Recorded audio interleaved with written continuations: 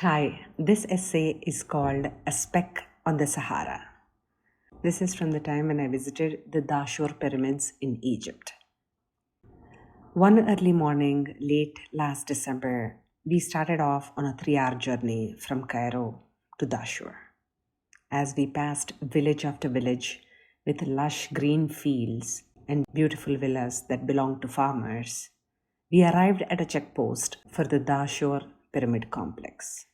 When you get out of the car, time will pause for you as you find yourself in a relentless embrace of the Sahara. This complex is part of the larger ancient Memphite necropolis. Necropolis is the city of dead, which contains tombs of people who have passed. The day before, we had just been to Giza, where we saw 5,000-year-old tombs along with teenage girls recording themselves on video and singing along their walk around the pyramids. As we got down near the bent pyramid, our tour guide told us that it was an easy climb downstairs into the tomb, so he picked the bent pyramid for us to visit. The bent pyramid and the red pyramid, built by King Snefuru, are 2 kilometers apart. The contrast of the crowded spectacle of Giza to the profound isolation and solitude that Dahshur offers helps you understand the gravity of the structures in front of you.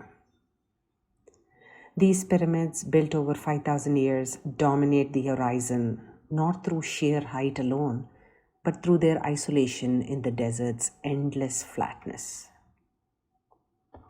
You realize your size in comparison to these defiantly large pyramids because there's only this vast open Sahara landscape around you.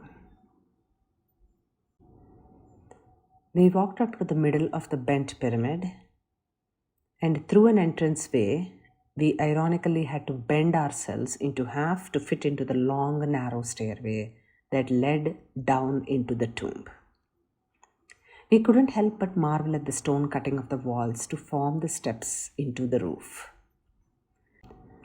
Once we crawled back upstairs through the steps, one of the 3 gentlemen manning the entry to the stairway asked us if we would like tea. Already sipping from the dirtiest cups on the planet Earth were 2 20-something Egyptologists from the American University at Cairo, along with their friend from China.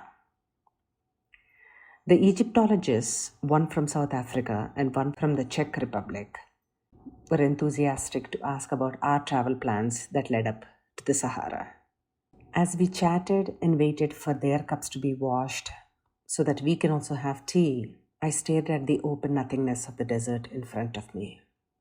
There was a small military base complex, but other than that, there was the Red Pyramid 2 kilometers away and nothing else. The desert and the pyramids humbled me and gave me perspective on my own problems in life. If my challenges felt colossal, all I had to do was zoom out like I was doing at the Sahara's expanse. Will any of these matter in 5 or 10 or 50 years? If I'm lucky, many of my issues are going to be temporary blips in however long I was going to live. As we finished our tea and asked how much we owe him, the guy said in broken English that meant whatever you want. I gave the 3 gentlemen $2 each and we left. If you love archaeology, Dahshur is a must-see for understanding the evolution of the pyramid design, from bent to straight. I find this mid-built angle adjustment from 54 to 43 degrees of this bent pyramid a true testament to the adaptation attitude of the ancient engineers. To trial, err, and still keep carrying on. Problems often require mid-course corrections, not perfection from the start. I will continue to remind myself of this often. Thank you.